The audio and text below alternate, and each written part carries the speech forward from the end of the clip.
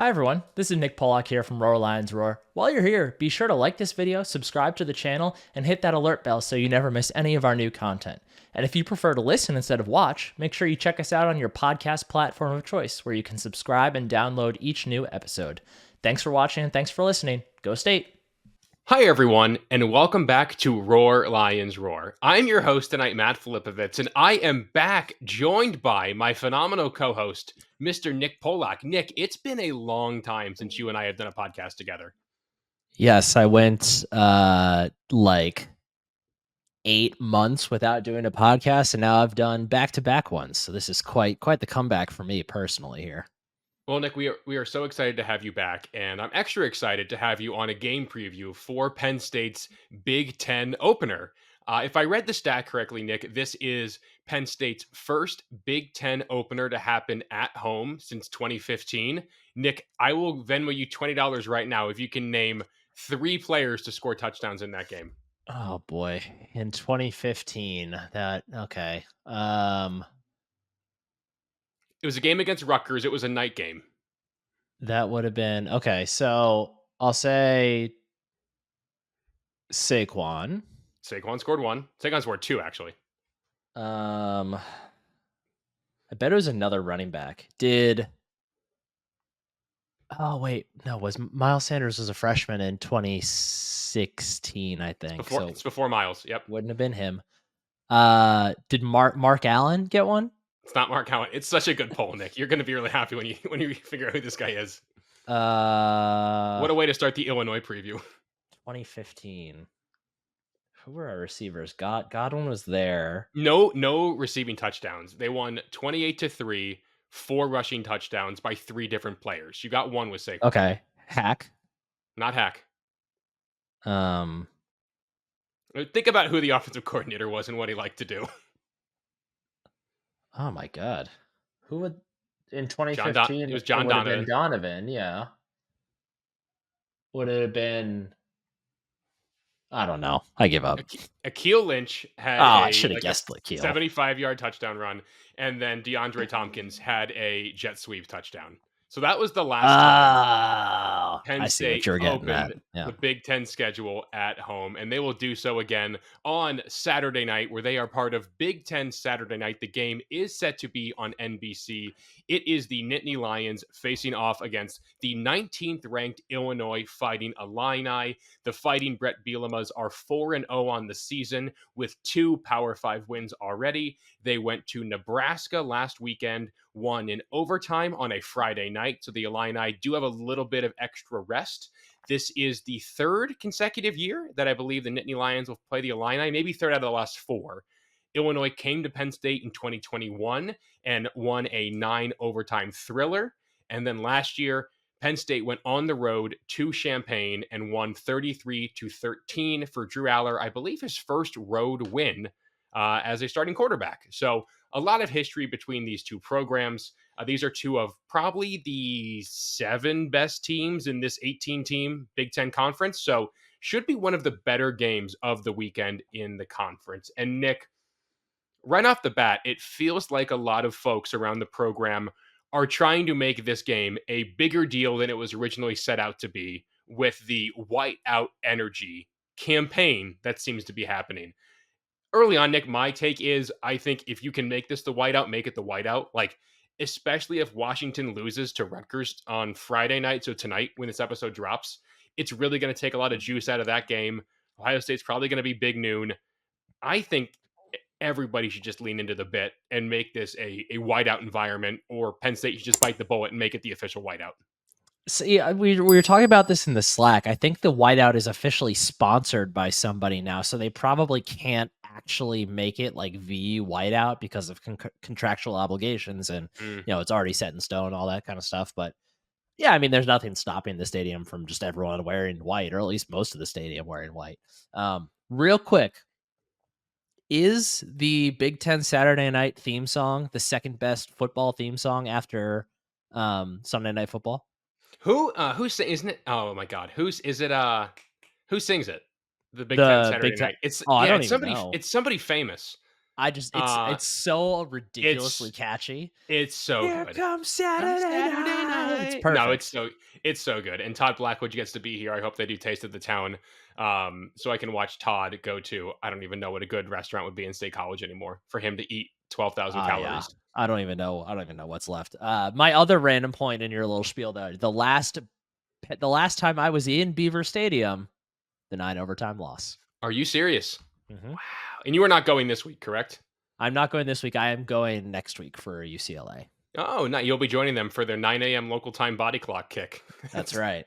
That's Me and the Bruins will all be on the same page. That's a brutal 1-2 punch. But Nick, well, let's dive into previewing this game because I'm super pumped about this game. And to kick things off, I think the story of this game from the Illinois side has been the emergence of Luke Altmaier as a pretty solid quarterback. He's an Ole Miss transfer, came in last year. He was fine, but Nick, all offseason, I've been saying like people have this idea that Drew Aller is X because he was X last year. And I think this season is proving that Aller is now Y.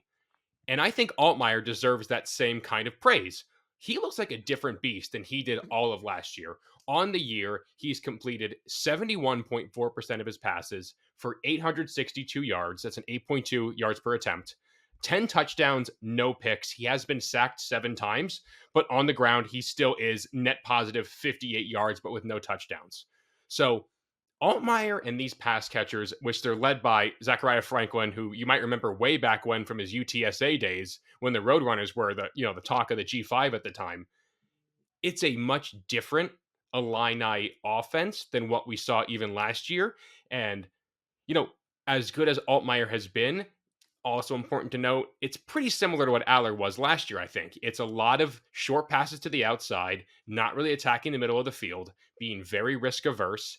And in their first 4 games, it's been a winning strategy. But it's also the strategy that I think Bowling Green had when they were really effective against Penn State. Is that 3 weeks ago by now? So, Nick, overall, what are your thoughts on this Penn State defense? And we'll start with the front 7, then work our way back of how this Penn State front 7 can go out there and slow down what's quickly becoming one of the better offenses, or at least more efficient offenses in the Big Ten. Yeah, so the thing with Altmaier, like it's not uncommon to see a quarterback look a lot better in their second year in a program. Obviously, he's transferred in last year, his second year, a lot more time to get comfortable with the playbook, all that stuff. So I'm not surprised he looks better.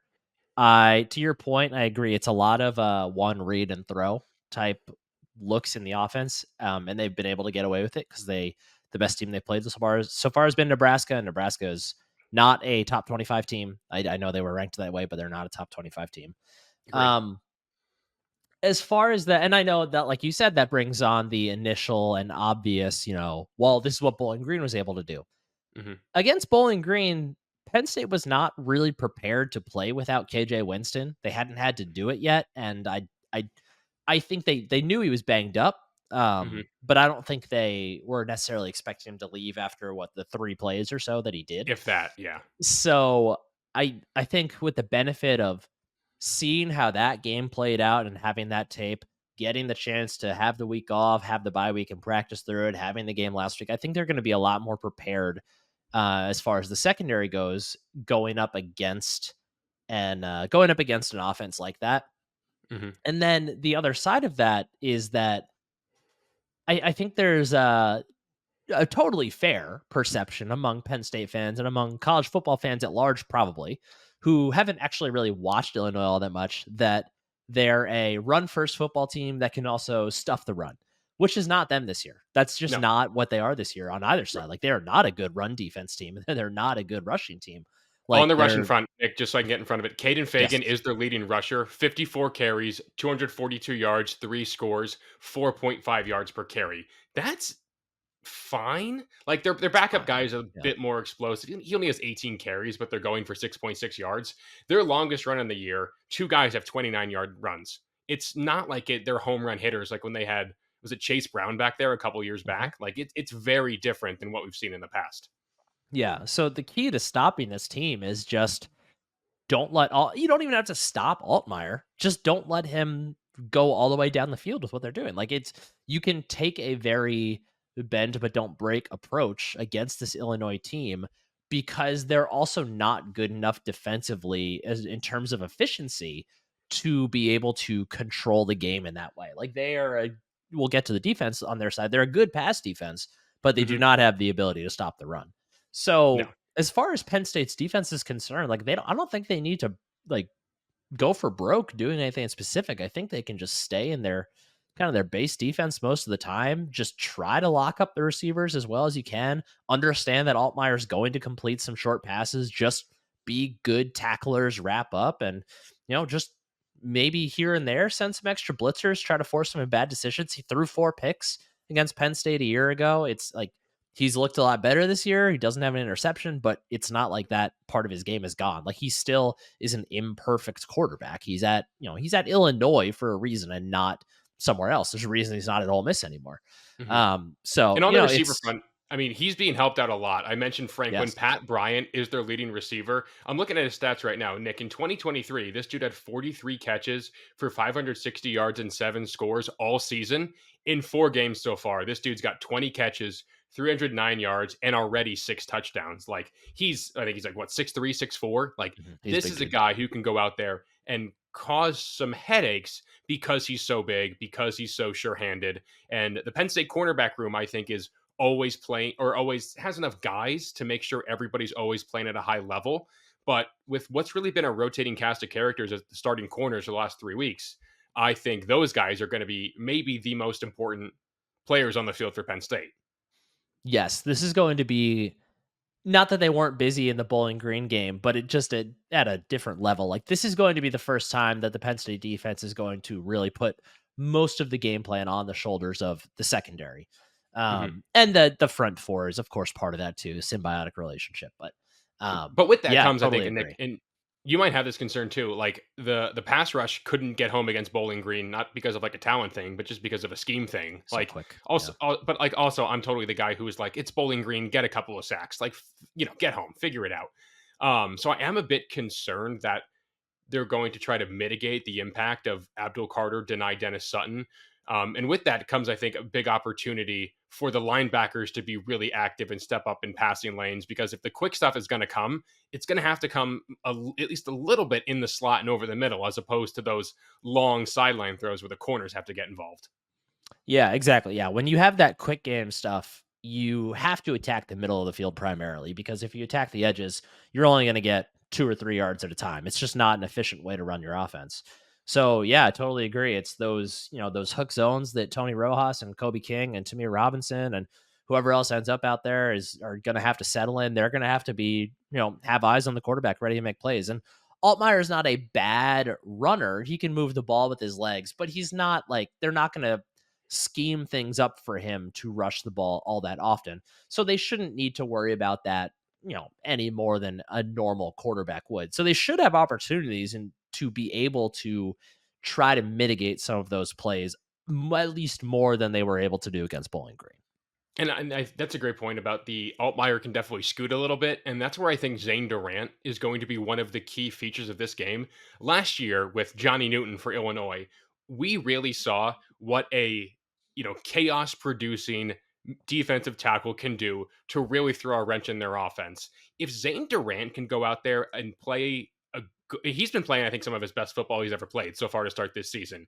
If he can continue that play against what I don't think is an all that impressive Illinois, interior offensive line, I think Zane Durant can be a guy to create the most havoc, which is like, again, a rarity for a defensive tackle, especially in this kind of defense to have it.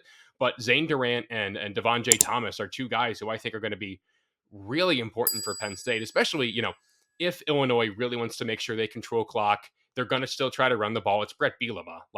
And with the linebacker core being beat up, Dom DeLuca did appear in like a Penn State promotional video this week. I don't know when it was filmed, but I did Yeah. notice him in one of those videos. So again, who knows when that was actually filmed, but if Dom can't go, that linebacker core is even more thinned out than it was, this time last week when it was already pretty bare boned. Yeah. Yeah. It's my my hesitation about Penn State's chances to go far overall is just the lack of depth on defense. So yeah, this is definitely they are in a little bit of a danger zone right now with the linebacker depth specifically. So kind of along those lines at the same time as, yeah, you really hope Dom DeLuca can be healthy for this one.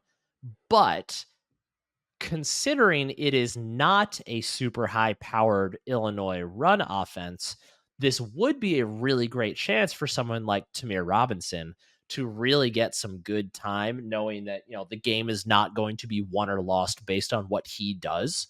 So Mhm. it's actually a really great spot for him to get his feet wet a bit more in a game environment against a good team, not a great team, but Mhm. a good team. So yes, I would prefer DeLuca plays. Also, I don't like that it's the year 2024 and my hopes and dreams about the Penn State defense are hinged on Dom DeLuca. No offense to Dom, but I don't like that. But I think if this team is going to do something special this year, they need at least one more linebacker to step up. And that seems like it could be Tamir Robinson. So I hope Dom plays, but at the same time, it's a really nice chance for Robinson to get some good run in this one. And on a similar point, Franklin did say Anthony Specca is a guy who could be Yes, greenlit for this game. I believe he led the team in tackles last week against Kent he State. did. Pittsburgh Central Catholic kid, been around the program for a couple months by now. If you need him for like 4 series, I feel like he can handle that. Again, especially Mhm. since with what this Illinois offense wants to do, which I think is going to be the Bowling Green model, you can kind of get away with trotting a true freshman out there for a couple of series if he's flanked by Kobe King or Tony Rojas. So Yes, I for think sure. you can get by with that.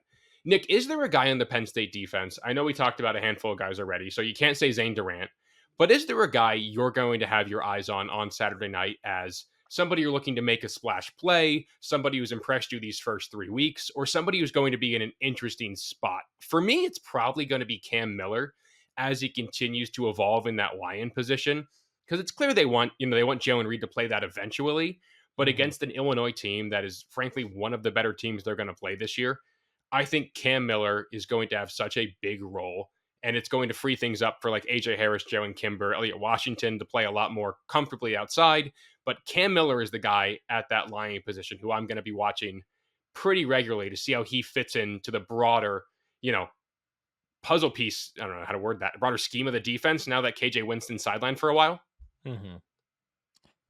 Yeah, I think that's a good call out. I think the next couple weeks, even just beyond this game, are going to be really important for Cam Miller. For me, I'm going to split it between two guys, Abdul Carter and Zaki Wheatley. Ooh, okay. Carter, Two very different players. yeah, Carter because I have zero doubts about how good Abdul Carter can be, and I think that the NFL hype is extremely well warranted. We've seen how effective he is rushing the passer in the past, and I'm not worried about his long term production as far as it goes for this year in finding those numbers. But in a game like this, where Penn State is going up against Bowling Green notwithstanding, going up against the first offense they'll see that is really more pass oriented. I really want to see him start to flex his muscles a bit and create a lot of havoc on the edge. And he has been doing that. I know the numbers haven't been there, but he has been a really disruptive player for Penn State on the edges. And I want to see that continue. And I want to see him just continue to inch closer and closer to picking up a few more sacks, even if he doesn't get them. But um, also to the benefit of a guy like Zane Durant, just like help push that pocket and let Zane collapse in on guys in the middle. Zaki Wheatley on the other end, they really need. It's like I don't have any questions about Jalen Reed. I know what Jalen Reed is a really good football player, How could you at this point, dude? That dude's and unreal. I will remind you that before last year, I had him picked as a first team All Big Ten, and even though he didn't get it, I feel like if more people had paid attention, he might have still been good enough to be picked for that. He'll So he'll get hopefully, he it gets this it year the this way year. he's playing, man. Yeah, Yeah, yeah. hopefully, he gets it this year. So regardless of what safety spot or line spot wherever he is playing, I have zero questions about his ability to get the job done. Zaki Wheatley, though, is somebody that we've heard a lot about over the last 2 years now as being, or I guess 3 years, because he was a redshirt freshman last year, I believe. Or maybe a true freshman, at least 2 years, whatever it was. He's somebody that we always heard about, super high ceiling, has the best knack for getting his hands on the football in practice of anyone. All that great stuff. they haven't needed him to be a full-time guy to this point last year because of the emergence of KJ Winston, and this year at the start because of the way they were using KJ. Like, he was playing a lot, but KJ Winston and Reed were the focal points. Now they really need him to be a star back there for the benefit of the entire defense. And it's time to see if he can handle all the phases of the game. We know that he's got sticky hands. We know the ball finds him, but can he stick with receivers going down the field? Can he cover those big center field zones? Can he come up and stop the run? Like, those are the kinds of things that he hasn't really had to do consistently. And it's time to find out if he can. Because at the same time as Penn State is trying to figure out if guys like Dwan Lane can be full timers back there, part of that equation is also figuring out, well, can Zaki be the full-time guy at certain safety spot here, or do we need to think about moving him to the other side and having Lane try out this spot? So there's a whole lot of variables there that the whole shuffling of things with the KJ Winston injury gets a lot easier if Wheatley can just be a dude. So I'm going to be watching those two closely. Wheatley's a good one. Like, I didn't even consider that. And like, you think back to all the times Wheatley has flashed. Like, as a safety, you're really only noticed if you're giving up a big play or you're making a big play. Like, that's kind of how the position works a lot of the time, because a lot of the time you're playing too deep, you're out of frame anyway for like the average fan. Yeah. So like, you think about when we notice Zakee Wheatley, it's when he has a forced fumble at the end of the half against Purdue 2 years ago. It's when he has a nice pick against Central Michigan last year. Like, it's when he's coming up, sticking his nose in and making good plays. And then I feel like when we notice him, in the poor lights, it's the Bowling Green touchdown he allowed. Like, but that's also kind of the nature of the position. So it's going to be consistency in doing his job and in showing up when the big plays arrive. So that's a really good call. I'm curious to see how he progresses, as his role continues to increase. And Nick, if you want to increase the number of good things in your wardrobe, there's a place I recommend, and it's our friends at Home Field Apparel. Home Field Apparel has been our podcast sponsor for 3 football seasons now. They make some of the coolest collegiate apparel in the marketplace today. They have crew necks, hoodies, bomber jackets. They just dropped new team-specific coaches jackets. I got mine in the mail last week. I'm very excited to wear it to the bar for this game on Saturday night. I believe they just re-upped their stock of the Penn State bomber jackets too. I think they had been out, and I just got a message that they restocked. I got hit with an Instagram ad for it as well. So they're definitely back in stock. And they have pretty much, not just Penn State, they have pretty much every school under the sun, and they are always adding more. Again, I'm wearing Home Field Apparel right now. I wear it pretty much anytime Penn State is playing. Their stuff is super comfortable, super soft. The logos are always very unique. They take the time to learn about your school's history. And our listeners can get 15% off their first order with promo code RLR24.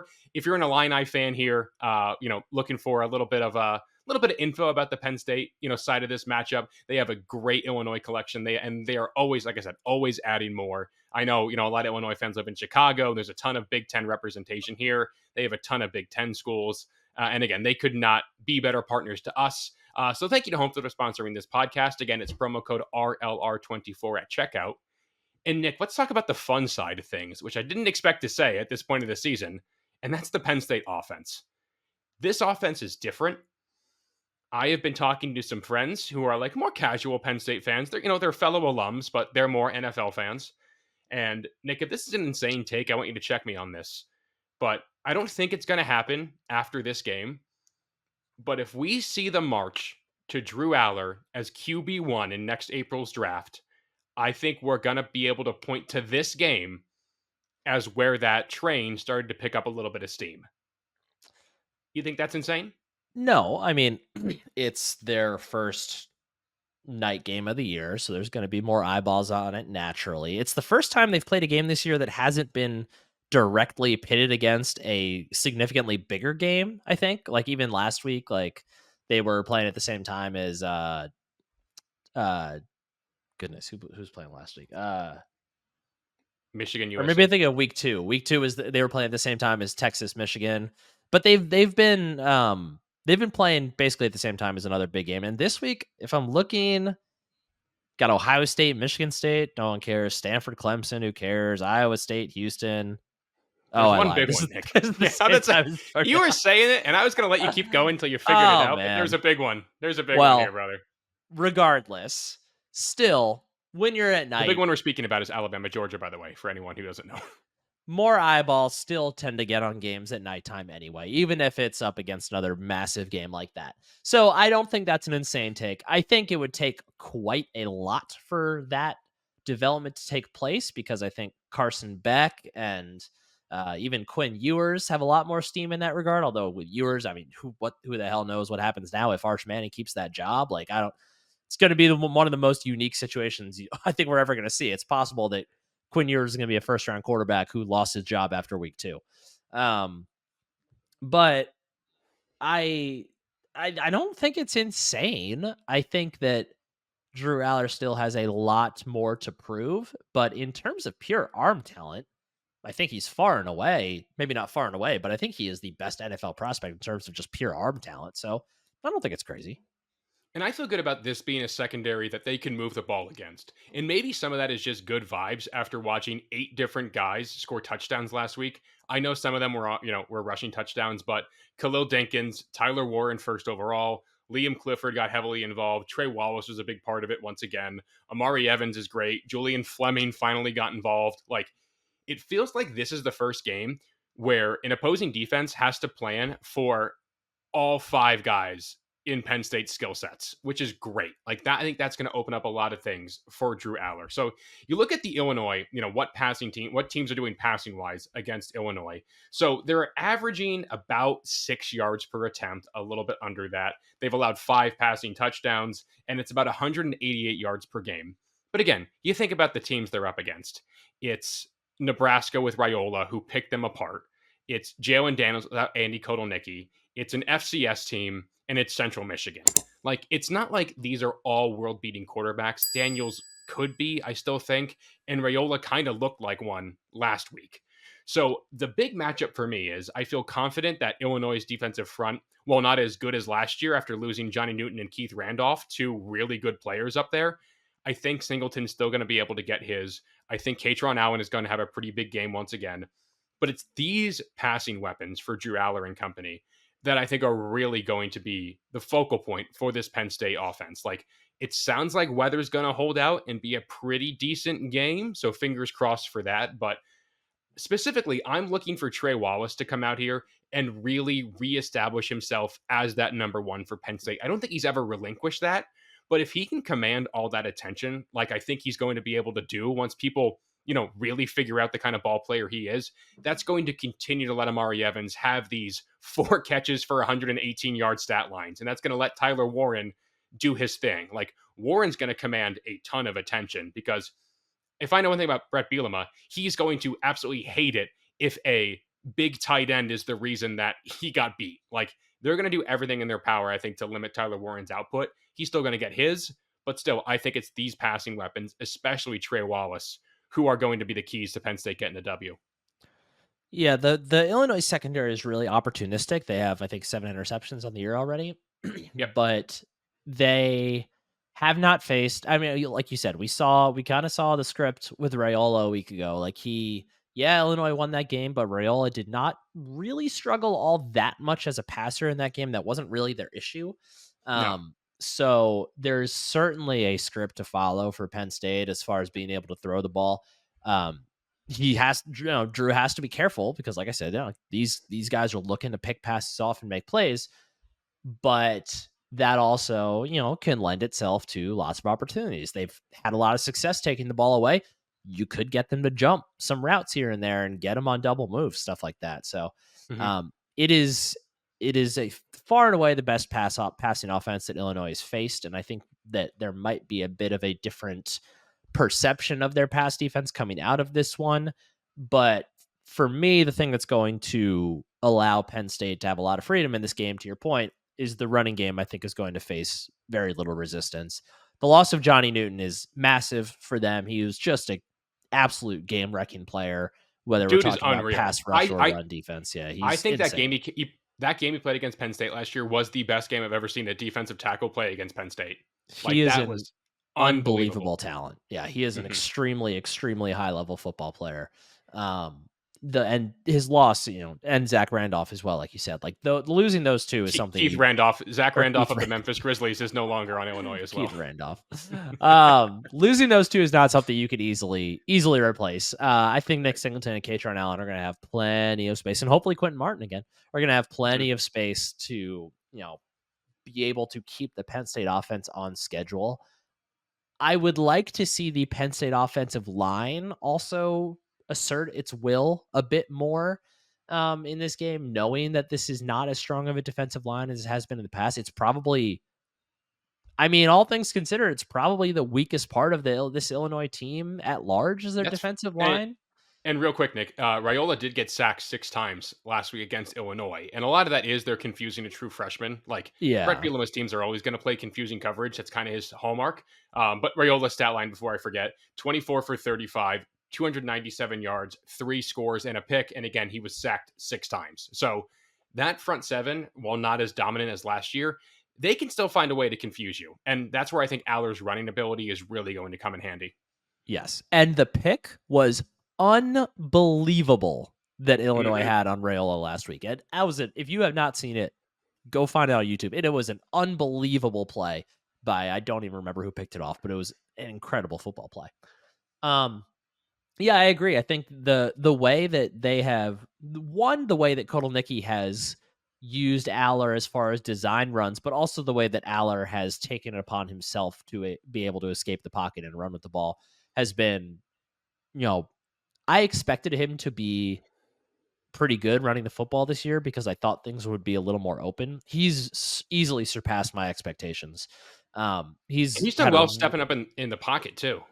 His pocket navigation has been the biggest part of his game that has changed everything for him, I think. That Amari Evans ball down the sideline where he worked his way out of pressure, stepped up, and just Amari Evans ran to space. That was one of the better balls that I think no one talked about last week. That was a good play. And I talked about that specific play I talked about with Bill in the recap.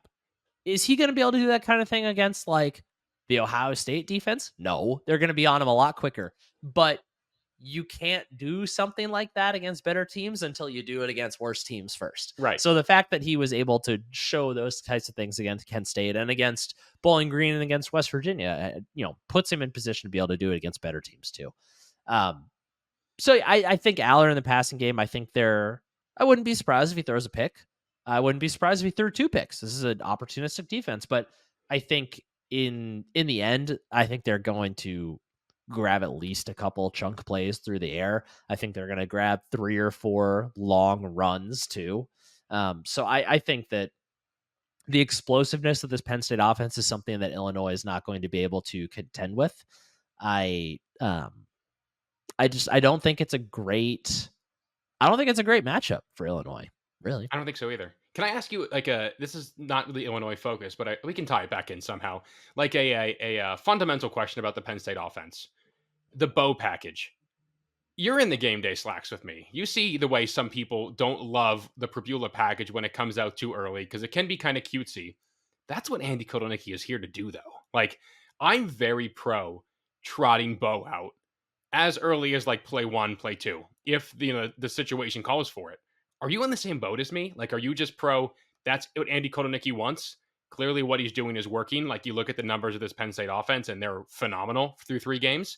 Again, consider the opponents, but I love the bow package early, and I would love to see it early against Illinois. My only thoughts on the bow package is that I don't want to see it break up when Aller is in a rhythm. That's the only thing.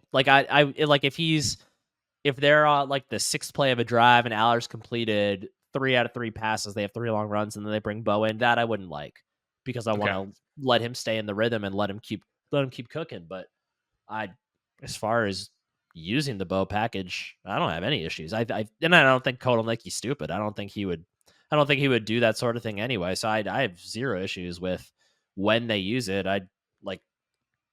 I know he threw the pick at the start of the Kent State game, but I mean, hell, that was an unbelievable play by the defensive lineman, first of all. And the whole play was just kind of busted.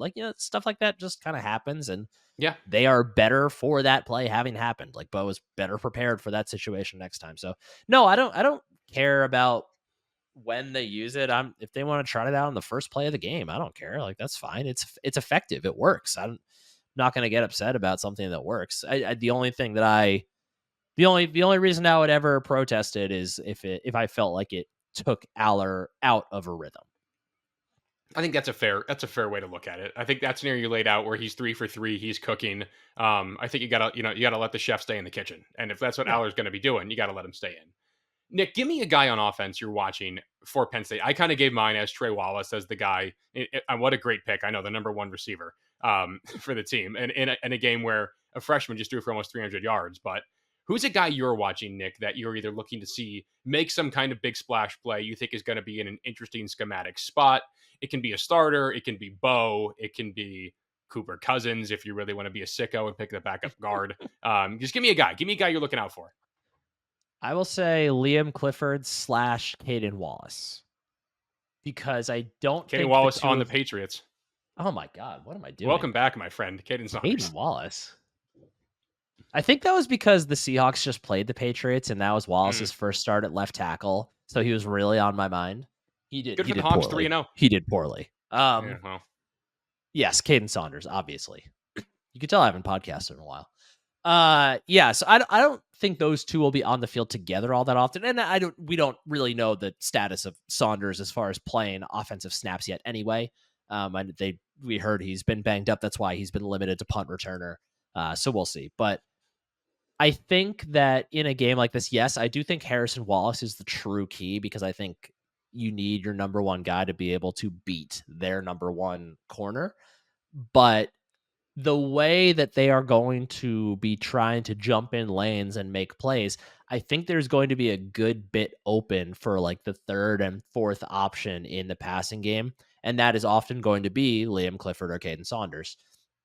Especially if they really try to put the clamps on Tyler Warren this week, as we expect them to. So I think those guys are going to find themselves open quite a bit. We saw Liam Clifford have probably his best day as a Penn Stater last week against Kent State. We saw him have a couple big catches, saw him get his first touchdown, all that good stuff. So I think it's clear that Aller trusts both of them.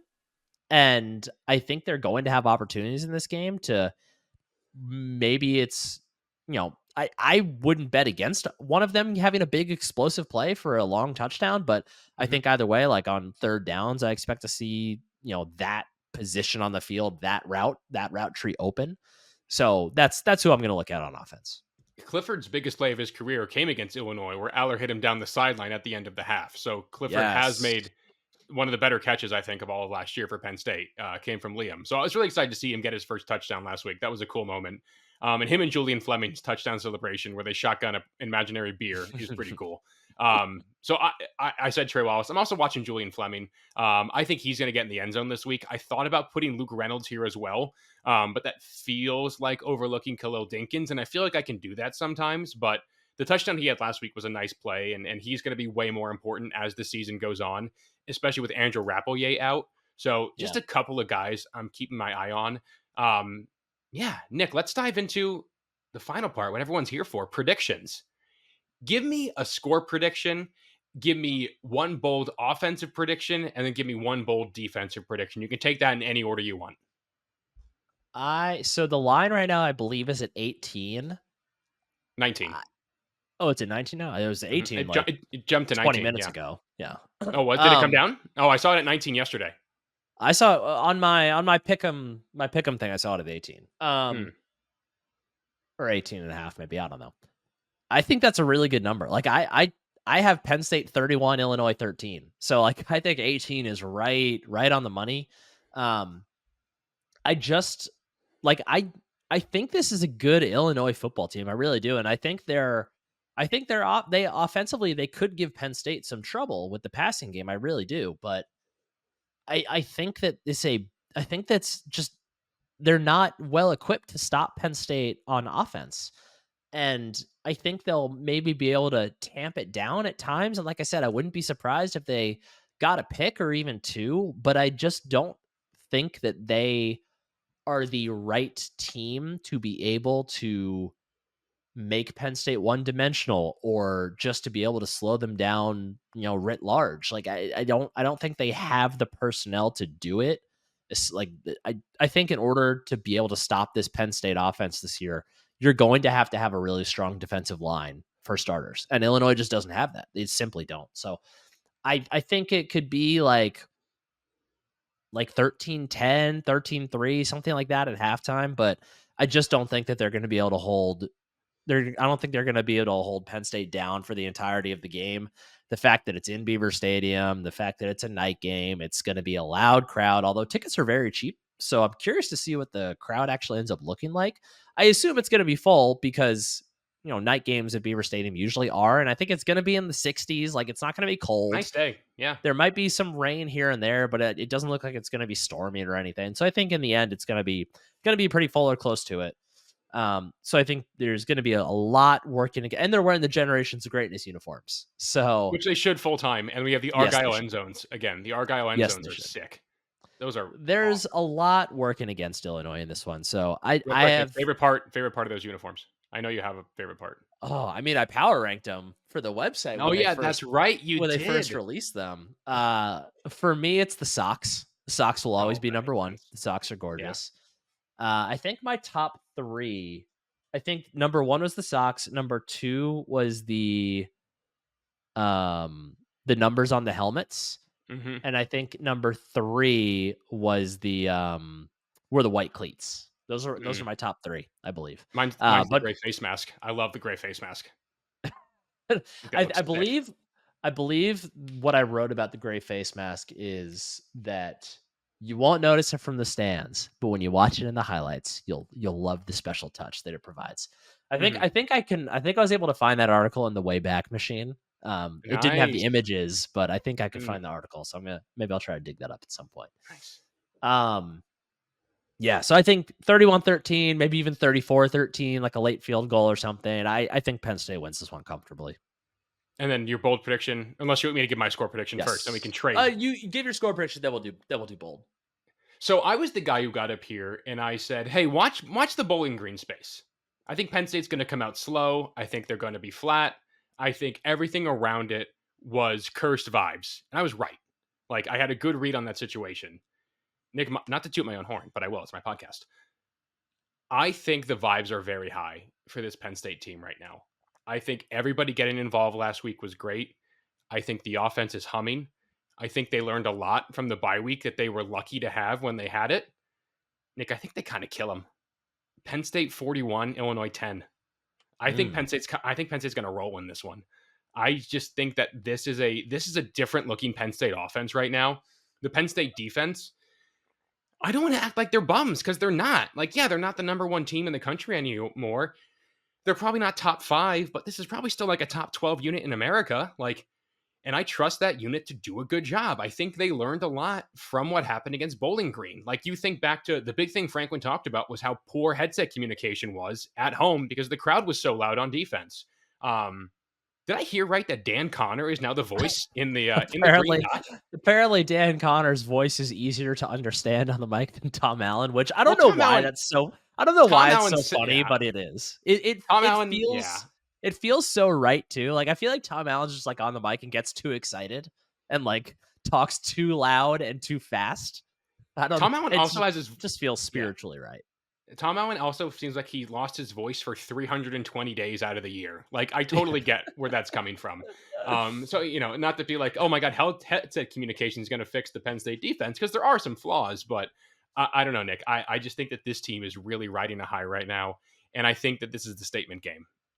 As much of a statement game as it can be. Ranked win. Penn State, last time a ranked opponent who wasn't Ohio State came in here, or Michigan, they won 31-0 against Iowa. And no one saw that coming. So I don't want to have a repeat of that. So I think Penn State can roll in this game. So give me the Nittany Lions 41, Illinois 10. And that may sound disrespectful, and maybe it is, but I don't know. I just think that this team is a little bit different. It's not, though. Like, this is Penn State has not. So the thing with this Penn State offense is so different. And like, this is an offense that is built to, if you give them an inch, they're going to take a mile. Like, that's what it is. And they have not had an offense like that since the 2016-2017 days. Yeah. Like, they just haven't had it since then. And it's the kind of thing where, like, if they were to beat Illinois 41-10, I think it would be fair to sit back and wonder, like, wow, is Penn State really 31 points better than a decent Illinois football team? And the answer might be no.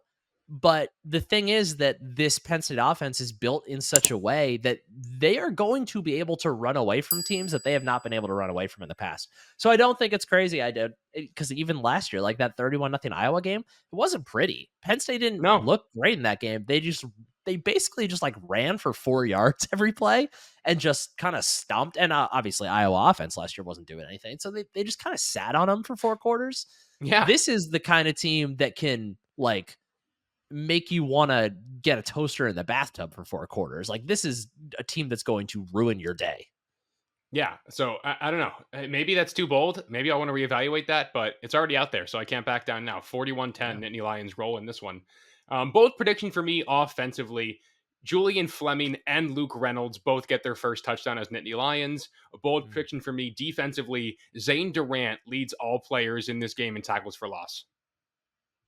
Okay. I like it. I think bold prediction offensively. I'm going to say that Katron Allen outrushes Nick Singleton in this game. Ooh, okay. In terms of yards, not carries. In terms of yards, yes. It feels like the game where like Singleton might break a big one and build a sizable lead, but I think it's going to be the kind of thing that like they're going to see Singleton a couple times and get used to his speed, and then Katron's going to come in and just run a dude over, and they're just not. I think it's going to be the kind of thing he just brutalizes them for, a couple quarters, and I think he just ends up. I think it'll be close, but I think he edges them out.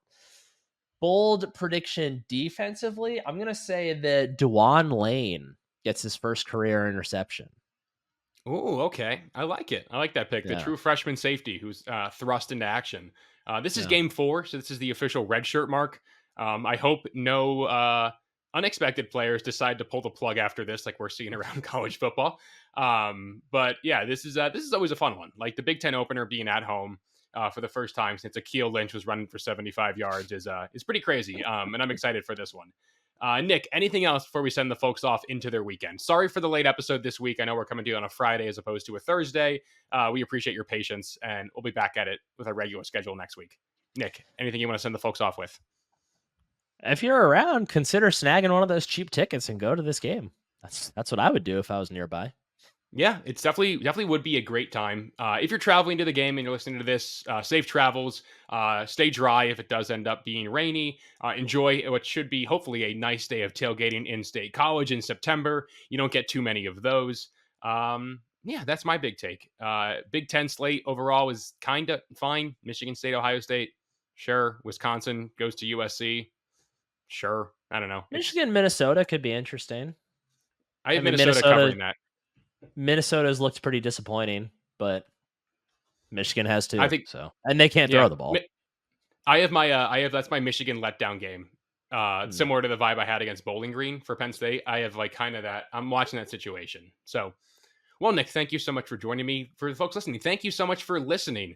You can find us on Twitter over at RLR Blog. We're always tweeting fun stuff throughout the week and then during College Football Saturday.